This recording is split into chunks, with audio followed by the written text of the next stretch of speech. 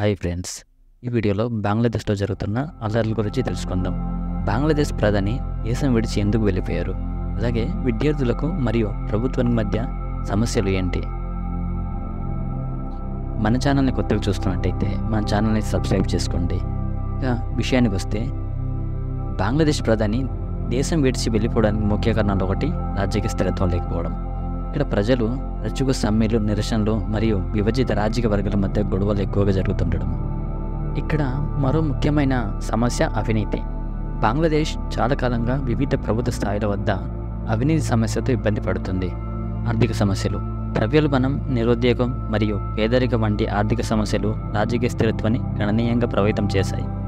ప్రభుత్వం ఈ పనులను సమర్థవంతంగా పరిష్కరించడంలో విఫలమైంది.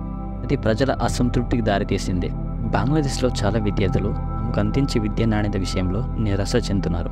ఇక్కడ ఉద్యోగ అవకాశాలు లేకపోవడం వంటి కారణాల వల్ల నిరసనలు మొదలైంది. విద్యా వ్యవస్థలో అవినీతి మరియు దుర్వినియోగం ఎక్కువగా ఉండడం జరుగుతుంది. విద్యా సంస్థలలో రాజకీయ పార్టీల ప్రభావం కూడా ముఖ్య సమస్య. విద్యార్థులు ప్రభుత్వ విధానాలకు వ్యతిరేకంగా నిరసనలు చేస్తే లేదా తమ హక్కుల కోసం డిమాండ్ చేస్తే అక్కడ పోలీసులు కఠినంగా ప్రవర్తించడం. అక్కడ పోలీసులు హింస మరియు అణచివేత సంఘటనల వల్ల విద్యార్థులలో కోపం మరియు అసంతృప్తిని కలిగించాయి. విద్యార్థులు తమ హక్కుల కోసం పోరాడుతుంటే అపోజిషన్ రాజకీయ పార్టీలు వారిని తమ ప్రయోజనాలకు వినియోగించాయి. విద్యార్థి ఉద్యమాలు రాజకీయ శక్తులను ప్రభావితం చేశాయి మరియు ప్రభుత్వంపై మరింత ఒత్తిడి పెరిగింది. దీని కారణంగా బంగ్లాదేశ్ ప్రధాని దేశం విడిచి వెళ్ళిపోయి ఉండొచ్చు.